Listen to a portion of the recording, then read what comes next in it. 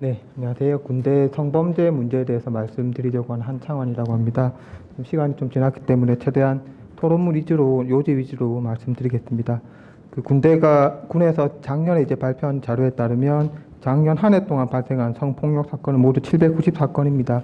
그러나 실제로 보고되지 않는 성폭력의 특성상 실제로 보고되지 않는 사례가 많기 때문에 실제로는 이것보다 더 많을 거라고 생각하고요.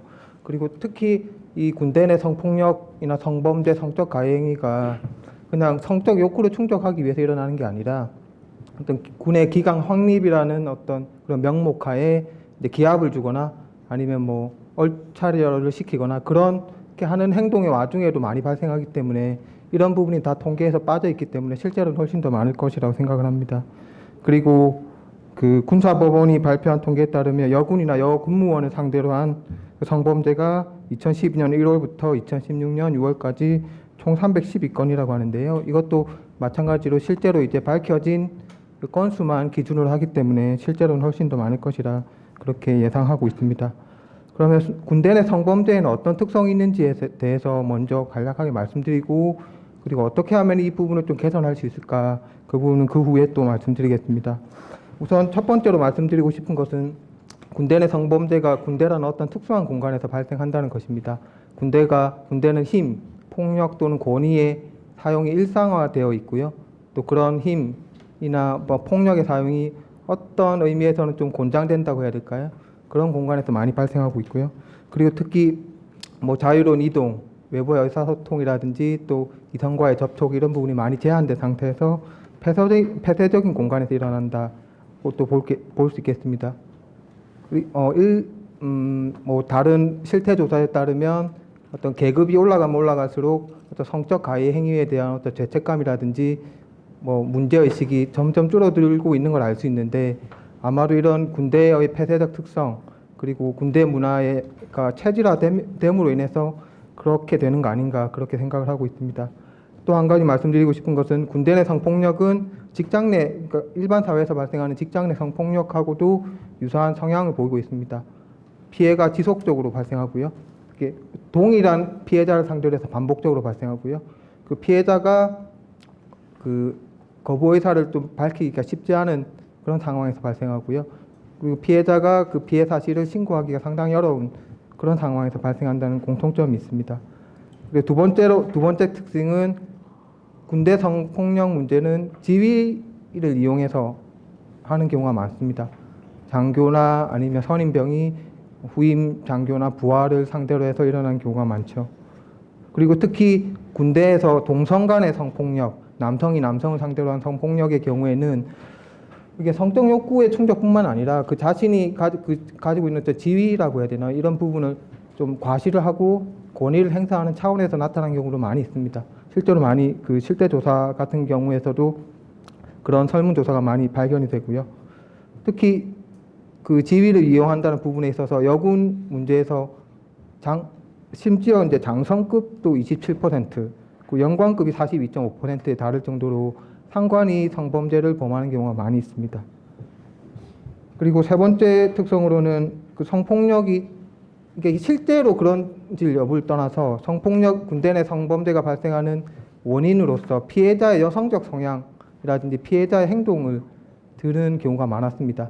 한 실태 조사에 따르면 피해자는 자신의 여성적 성향 때문에 그런 범죄가 발생했다고 인식하는 경우가 상당히 낮은데 목격을 한 사람은 제가 토론문에 적어놨지만 51% 정도가 피해자의 여성적 성향 때문이다 이렇게 답변을 했었죠.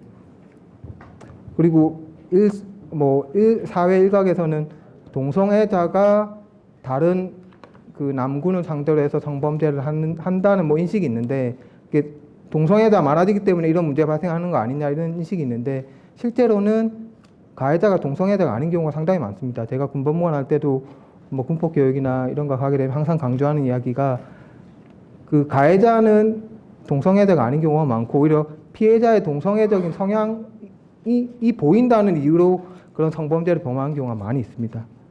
예컨대 적어놨지만 장교가 동성애자로 보이는 실제로인지는 모르고요.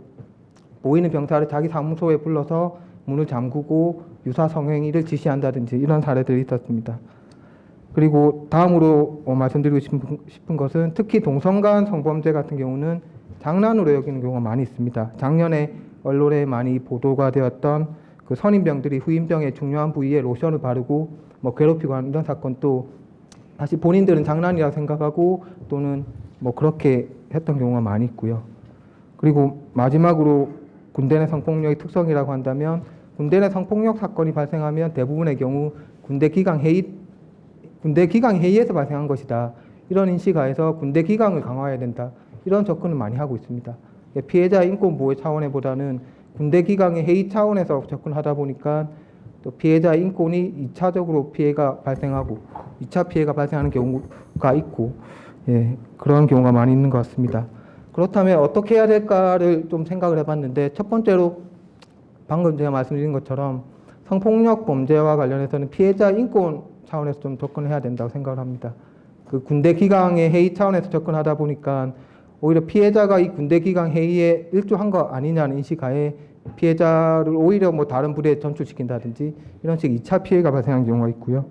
그리고 특히 여군 범죄 같은 경우는 상관들이 여군이 먼저 유인을 제공했다 뭐 이렇게 말하거나 아니면 여군이 적절하지 않은 행동을 했다라든지 이런 식의 접근하는 경우도 상당히 많이 있는 것 같습니다.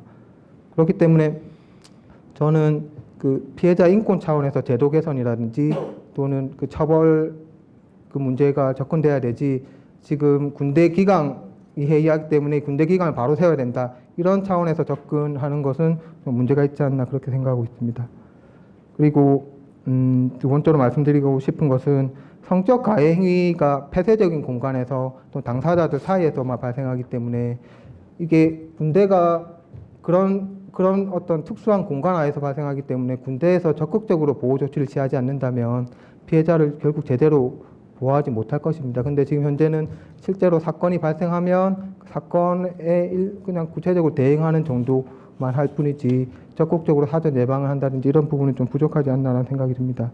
그러면 어떻게 이 성범죄나 아니면 예방과 관련해서 처리 시스템을 구축할 것인가에 대해서 또 생각을 해봤는데 첫 번째로는 목격자가 적극적인 처할 조치, 예컨대 신고라든지 이런 조치를 취할 수 있는 시스템이 필요하지 않나 생각을 합니다.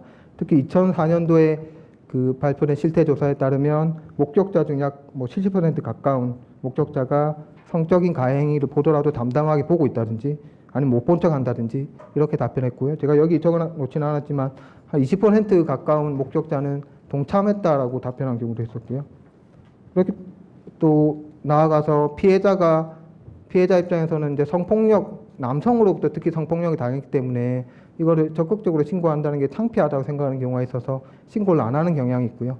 여군과 같은 경우는 계속 이제 군에서 복무를 해야 되고 또 신고를 했을 경우에 또 당하는 2차적인 피해를 걱정해서 신고를 안 한 경우가 있기 때문에 이런 걸 고려하더라도 목격자가 어떤 조치를 할 수 있는 시스템이 필요하고 이런 시스템이 어디 있을까 또 살펴봤는데 미국 국방부에서도 이런 시스템을 많이 고민하고 실태 조사도 하고 절차를 진행하고 있는 것 같았습니다. 그래서 그런 부분 좀 참고해서 목격자가 적극적인 조치를 취할 수 있는 그런 절차를 마련하는 게 필요할 것 같습니다.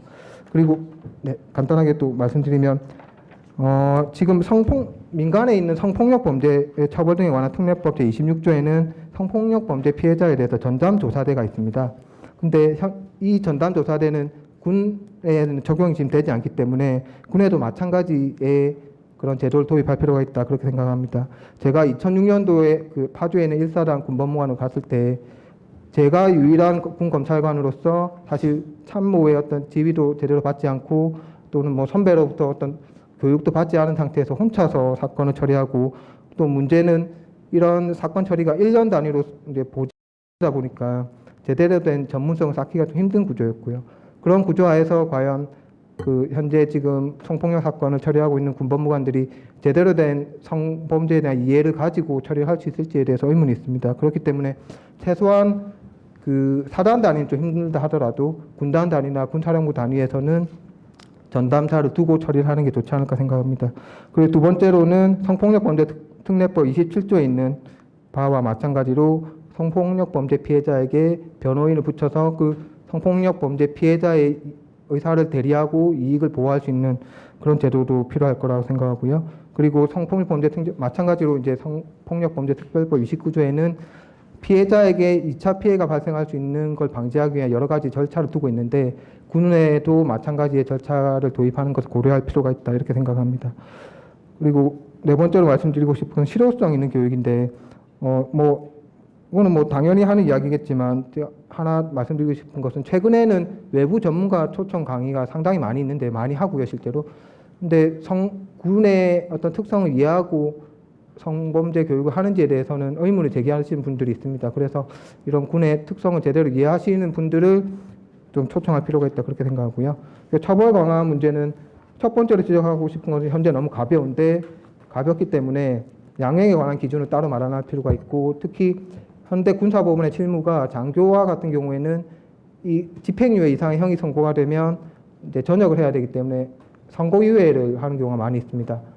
이런 어떤 군사법원의 실무는 좀 제고돼야 되지 않을까 그렇게 생각하고요. 그리고 관할관 강경권 문제도 현재 관할관, 그러니까 사단장이라든지 어떤 군단장 같은 관할관이 임의로 그 군사법원이 내린 판결의 형의 선고형을 뭐 강경한다든지 이런 권한이 있는데 이걸 제한할 수 있는 적절한 절차가 없습니다. 물론 지금 요 근래에서는 이 부분을 좀 최대한 스스로 자제하려고 하는 노력이 있는 것으로 알고 있습니다만 이게 그 기준이 없기 때문에 최소한 단기적으로라도 성범죄 범죄를 포함한 일반 범죄에 있어서는